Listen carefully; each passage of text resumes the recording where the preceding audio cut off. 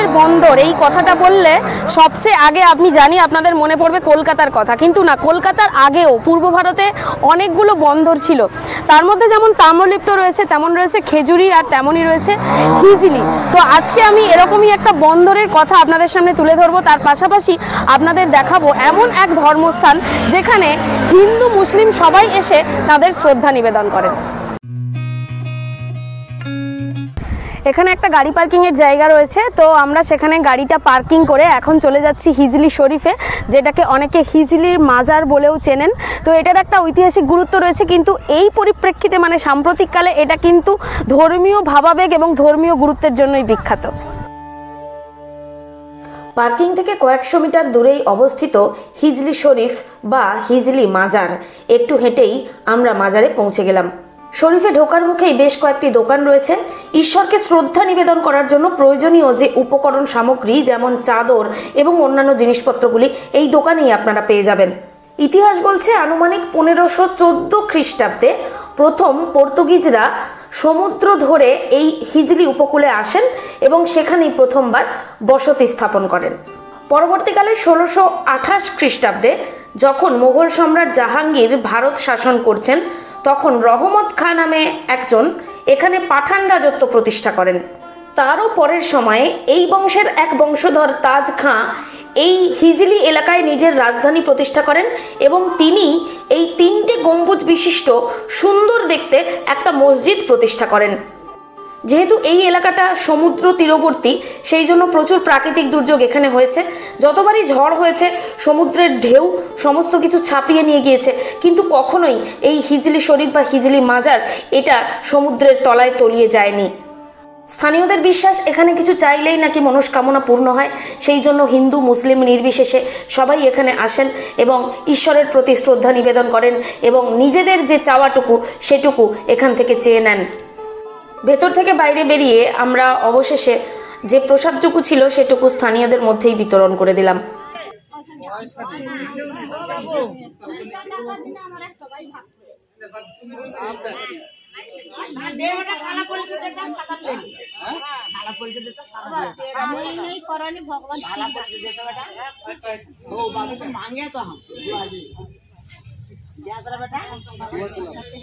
अल्लाह नियत पूरा करेगा बाबा, अल्लाह रोजी रोजगार बरकत देगा, पैसा दिया। হিজলির যে মাজার বা হিজলির যে শরীফ সেটা দেখে আমরা এখন বেরিয়ে যাচ্ছি সমুদ্র সৈকতের দিকে। তো চলুন সমুদ্র সৈকতে গিয়ে আপনাদের সঙ্গে দেখা হবে। মাজার থেকে সমুদ্রের তীরে যাওয়ার জন্য যে রাস্তাটা পড়ে সেই রাস্তার দুপাশেই এরকম সাজানো গোছানো ছোট ছোট দোকান রয়েছে।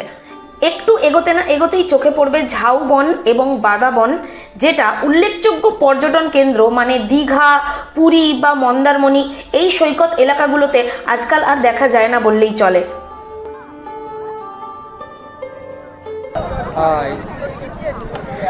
এক সময় হচ্ছে এই জায়গাটা ভার্জিন সি বিচ নামে পরিচিত ছিল, মানে এখানে আসলেও আপনারা প্রচুর ম্যানগ্রোভ পেতেন, লাল কাঁকড়া পেতেন এবং পুরো নির্জন ছিল জায়গাটা, কিন্তু এখন আর সেই দিন নেই। তো আমরা আবার একটা খুব বিখ্যাত দিনে এখানে এসেছি, 14ই ফেব্রুয়ারি, আজকে 2024-এর, আজকে ভ্যালেন্টাইন্স এবং সরস্বতী পুজো একই দিনে পড়েছে, আর সেই জন্যই হয়তো মানে প্রচুর ভিড়। হয়তো দীঘার মতো নয়, কিন্তু দীঘার থেকেও কিন্তু কোনো অংশে কম আজকে এখানে ভিড় নেই, বেশ ভালো রকমের ভিড় আমি এখন দেখতে পাচ্ছি। চলুন এই ঘোড়া দেখতে দেখতে হিজলির ইতিহাস নিয়ে একটু নাড়াচাড়া করি। বঙ্গোপসাগর এবং রসুলপুর নদীর মিলনস্থল অর্থাৎ মোহনায় একটি ছোট্ট দ্বীপ গ্রামের নাম ছিল হিজলি। 1687 সালে এটি বন্দর শহর হিসেবে প্রতিষ্ঠা পায়।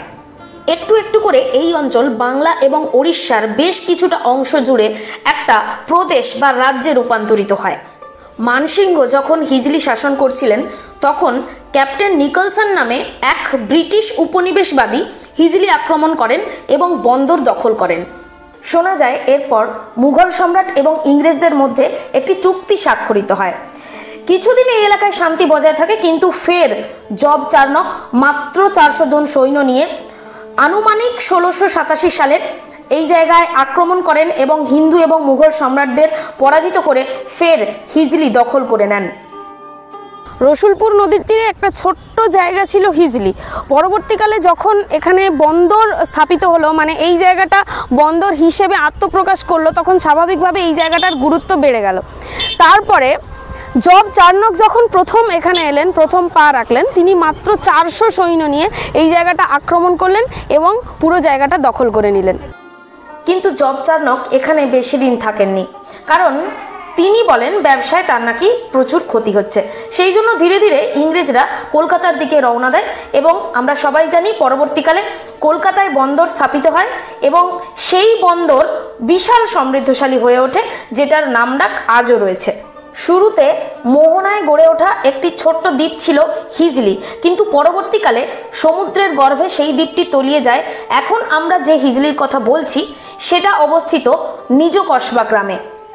এই জায়গার ইতিহাস সম্পর্কে কতজন ওয়াকিবহাল সেটা অবশ্য আমাদের জানা নেই, আর প্রকৃতিকে উপভোগ করতেই কতজন আসেন সেটাও আমরা বলতে পারছি না।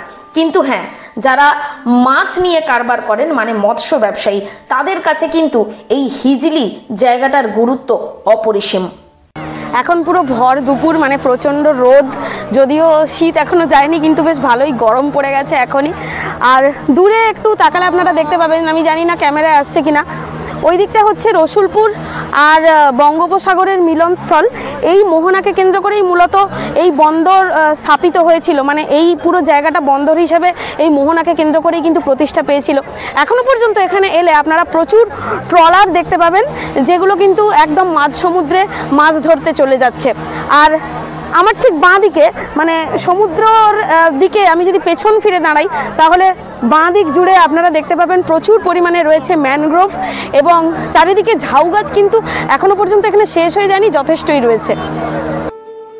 যেটা একসময় সমৃদ্ধশালী বন্দর ছিল, সেখানে এখন শুধু ধূ সমুদ্র সৈকত আর দিগন্ত জোড়া সমুদ্র। কিন্তু এখানকার সমুদ্রের শান্ত সমাহিত রূপ, ঝাউবন আর ম্যানগ্রোভ দেখলে চোখ জুড়িয়ে যেতে বাধ্য। সমুদ্র এখানে অনেকটাই শান্ত, আর এখানে এলে যেটা প্লাস পয়েন্ট আপনারা পাবেন, যেটা দীঘা বা মন্দারমণিতে কিন্তু আপনারা অতটা পাবেন না, সেটা হচ্ছে এই সুন্দর ঝাউ গাছের ছায়া, যেটা ওই জায়গাগুলোতে প্রায় নেই বললেই চলে। একটা শীতের দিন এরকম শান্ত সমুদ্র সৈকতে কাটিয়ে দিতে মোটেই মন্দ লাগবে না।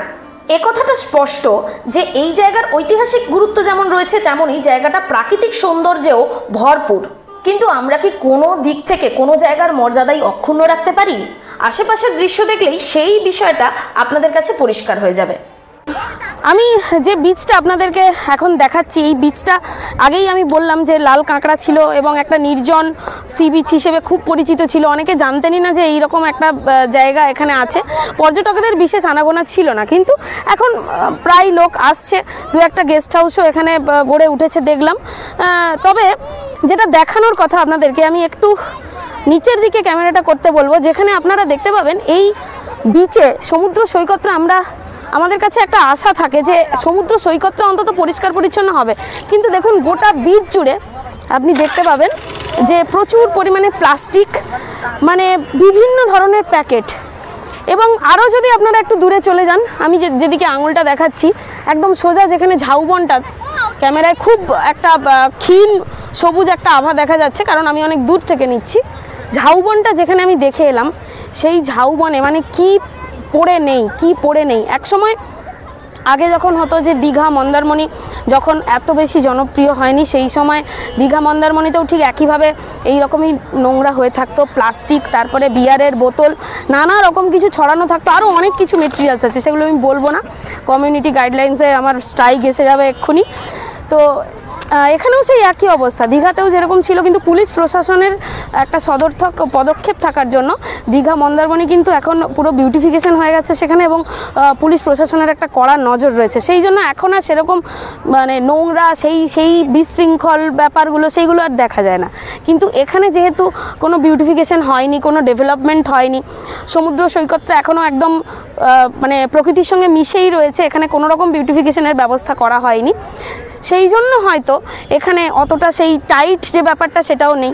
এবং আরও একটা খুব বাজে জিনিস আমি দেখলাম, যেটা আমার ভিডিওটাতে আপনারা ভালো করে ভিডিওটা দেখলেই আপনারা দেখতে পাবেন, সেটা হচ্ছে বিচের ওপর দিয়ে যেখানে নাকি দাবি করা হয় এখানে লাল কাঁকড়া রয়েছে, আগেই একটা হোর্ডিং রয়েছে, সরকারের একটা হোর্ডিং যে এখানে লাল কাঁকড়া আছে, এই আছে, ওই আছে, তাহলে বিচের ওপর সমুদ্রের মধ্যে দিয়ে মানে একদম এই সৈকত বরাবর এত জোরে জোরে মানে বাইক চলে যাচ্ছে, এই চলে যাচ্ছে, সে চলে যাচ্ছে, মানে বাইকটাইকে আনার এখানে বা চালানোর এখানে কোনো বাধা নেই, কোনো প্রশাসনিক হস্তক্ষেপও নেই।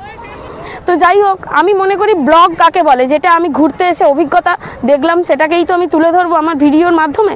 তো আমার আজকে যে এক্সপিরিয়েন্সটা হলো সেটাই আমি আপনাদের সঙ্গে শেয়ার করে নিলাম এই ভিডিওয়ে। আপনারা কিন্তু অবশ্যই বলবেন যে এই ভিডিওটা আপনাদের কেমন লেগেছে, এবং আমি যে যে বিষয়গুলো আজকে আপনাদের সামনে তুলে ধরলাম সেই বিষয়ে যদি আপনাদের কোনো অভিমত থাকে তাহলেও আমাকে জানাতে পারেন। Platform is open to all, so please comment.